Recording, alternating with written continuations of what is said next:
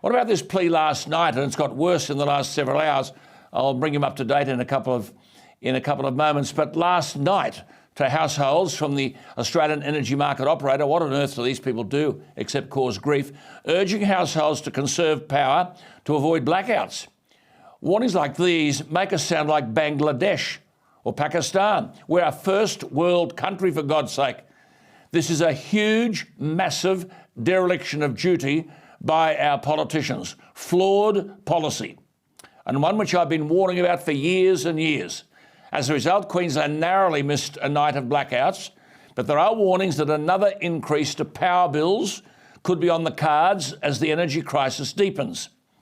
Sydney's northern beaches weren't so lucky. Electricity distributor Ausgrid said suburbs affected on Monday night last night included Beacon Hill, Frenchs Forest, Narrowena, Cromer and Dee Why. This is happening because of the premature closure of coal-fired power plants, meeting political ideology.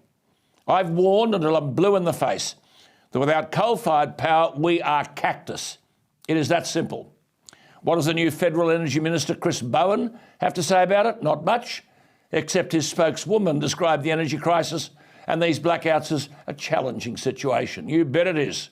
For pensioners struggling to turn their heaters on in the middle of winter.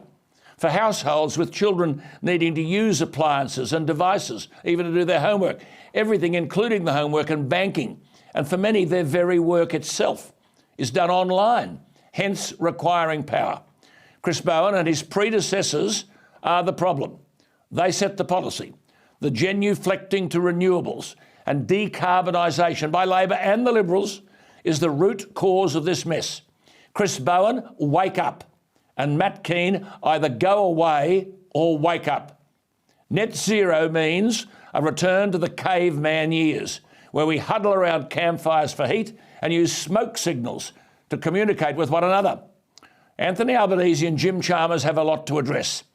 There is a labour crisis, an energy crisis, an aged care crisis and an inflation crisis, but above all, a policy crisis.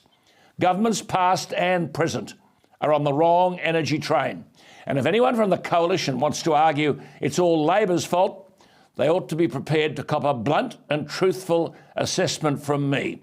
I have warned for years this would happen. It is a consequence of misguided policy. Tell me what you think. Email me, alanjones@adh.tv.